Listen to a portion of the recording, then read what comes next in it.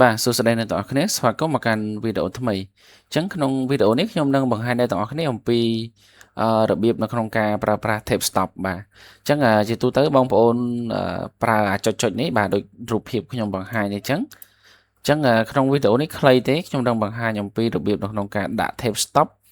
ដោយគ្រាន់តែចុច tape តែមួយ tape គឺសញ្ញាចុចនេះគឺបានទាំងអស់តែម្ដង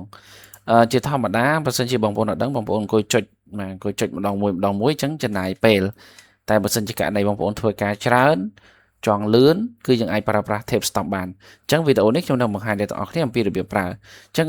មុននឹងប្រើវាខ្ញុំសូមឧទាហរណ៍ឲ្យមើលមួយសិនអញ្ចឹងអត្ថប្រយោជន៍របស់វាគឺបែបនេះបាទឧទាហរណ៍ថាខ្ញុំគ្រាន់តែសរសេរឈ្មោះអីមួយអញ្ចឹងទៅជាឧទាហរណ៍ណាបាទអញ្ចឹងឧទាហរណ៍ថាបន្ទាប់ពីទីកន្លែងហើយយើងដាក់ទីលំនៅអីចឹងទៅឧទាហរណ៍ទីលំនៅបច្ចុប្បន្នអីចឹងណាបាទអញ្ចឹងខ្ញុំឧទាហរណ៍ឲ្យបងប្អូនមើលមួយហើយបងប្អូនអាចធ្វើការនេះបានអញ្ចឹងខ្ញុំគ្រាន់តែ tape ចូលចឹងមកបាទហើយ tape នេះយើងកំណត់បានទៀតបាទយើងគ្រាន់តែវាយ tape មកបែកមកបាទឃើញវាពេញហើយស្មើគ្នាស្អាតស្តង់ដាហើយត្រឹមត្រូវតោះអញ្ចឹងកុំឲ្យខាតពេកខ្ញុំសូមបង្ហាញយកតែម្ដងអញ្ចឹង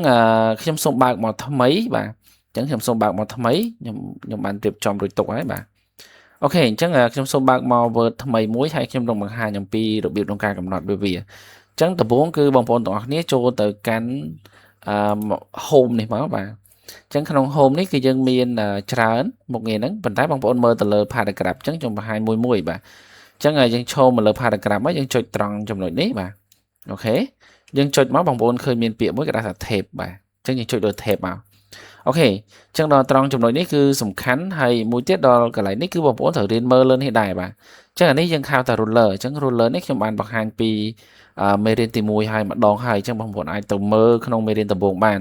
តើ ruler ហ្នឹងជាអីអញ្ចឹងខ្ញុំអត់បានបញ្យល់ពី roller នឹងទៀតទេដោយសារវាចំណាយពេលអញ្ចឹងខ្ញុំសូមបង្ហាញយកតែម្ដងអញ្ចឹងបងប្អូនមើល roller នេះអញ្ចឹង roller នេះគឺជាគម្លាតដែលយើងត្រូវប្រើប្រាស់ tape ស្តង់ដារមក tape ជាទូទៅពេលដែលយើងចុចមកដំបូងគឺវាលោតតែ1សង់ទីម៉ែត្រទេអញ្ចឹងមានន័យថាលេខនេះគឺគម្លាតពីមួយទៅមួយនេះគឺស្មើនឹង1សង់ទីម៉ែត្របាទ1សង់ទីម៉ែត្រអញ្ចឹងដល់ត្រង់ចំណុចនេះគឺកន្លែងបងប្អូនត្រូវកំណត់កន្លែងនេះគឺសំខាន់អញ្ចឹងជាធម្មតានៅពេលដែលយើងសរសេរឧទាហរណ៍ថាខ្ញុំសរសេរឈ្មោះអញ្ចឹងទៅអញ្ចឹងសរសេរឈ្មោះអញ្ចឹងមកឧទាហរណ៍យើងសរសេរឈ្មោះអញ្ចឹងទៅឧទាហរណ៍បាទអានេះខ្ញុំដូរដាក់អក្សរស្អាតបន្តិចបាទហើយដាក់ font វា12អញ្ចឹងទៅអូខេអញ្ចឹងពេលដែលសរសេរឈ្មោះធម្មតាបើយើងចុច tape វាទៅធម្មតាបែបនេះវាអត់មានអីចេញទេអញ្ចឹងយើងអត់ចង់បានអញ្ចឹងទេយើងគ្រាន់តែកំណត់វាមកជាការស្រេចអញ្ចឹងយើងចូលមកសារថ្មីម្ដងទៀតយើងចូលមកកន្លែង tape នេះអូខេអញ្ចឹង tape ទី1គឺខ្ញុំទុកកម្រិតវាមានន័យថានៅពេលដែលយើងវាយ tape ទី1គឺអត់ឲ្យមានចុចនឹងទេចាំចូល tape ទី2គឺខ្ញុំឲ្យវាមានចុចនឹងតែម្ដងអញ្ចឹងយើងកំណត់អ្នកទាំងអស់គ្នាមើលលើនេះមកបាទអញ្ចឹងឧទាហរណ៍ថាខ្ញុំកំណត់ត្រឹម4សង់ទីម៉ែត្រឬក៏5សង់ទីម៉ែត្រអាស្រ័យលើបងប្អូនសរសេរអក្សរវែងឬខ្លីជាក់ស្ដែងតាមនឹងអញ្ចឹងណាអញ្ចឹងនៅក្នុងនេះគឺខ្ញុំកំណត់យក4សង់ទីម៉ែត្រមានន័យថាបើ4សង់ទីម៉ែត្រហ្នឹងគឺយើង tape ទៅគឺអត់មានអីទាំងអស់មានន័យថាវាទនេអញ្ចឹងខ្ញុំកំណត់យកកន្លែងនេះគឺ4យើងដាក់លេខ4ចូលបាទយើងដាក់លេខ4ចូលមកអូខេបន្តមកទៀតយើងសិតវាចូលខ្ញុំអត់រើសទេបាទខ្ញុំអត់រើសទេអញ្ចឹងខ្ញុំសិតវាចូលមកហើយ alignment នេះគឺខ្ញុំអត់ពីពណ៌នាទេអត់បានបង្ហាញទេខ្ញុំបង្ហាញពីរបៀបដាក់នេះបាទអញ្ចឹងខ្ញុំសិតដំបូងហ្នឹងគឺដាក់ណាន់មកគឺអត់មានអីទេអញ្ចឹងមានន័យថាយើងចុច tape មួយគឺស្មើនឹង4សង់ទីម៉ែត្រហើយអត់មានអីទាំងអស់អូខេចប់4សង់ទីម៉ែត្រហ្នឹងទៅចាប់ពីហ្នឹងទៅខ្ញុំចង់ឲ្យវាចេញបន្តទាំងអស់មានន័យថាចេញចុចនេះអូខេអញ្ចឹងយើងមើលលេខចុងក្រោយនេះគឺមកដល់ត្រឹមលេខនេះគឺលេខ17មានន័យថានេះ16អានេះ17សង់ទីម៉ែត្រអញ្ចឹងអ្នកទាំងអស់គ្នាធ្វើការកំណត់យកលេខ17សង់ទីម៉ែត្រយកតែម្ដងហើយយើងធ្វើការកំណត់ទៅលើទម្រង់មួយនេះបាទយើងចុចលើវាមកហើយយើងសិតបញ្ចូលអូខេនេះបាទអញ្ចឹងបានប៉ុណ្ណឹងតែប៉ុណ្ណឹងរួចរាល់ហើយបើករណីបងប្អូនមានអក្សរដកឃ្លាច្រើនបងប្អូនកំណត់តាមហ្នឹងមកពីប្រមាណទៅប្រមាណអីយើងកំណត់តាមហ្នឹងជាក់ស្ដែងទៅតែអានេះខ្ញុំកំណត់ត្រឹមតែ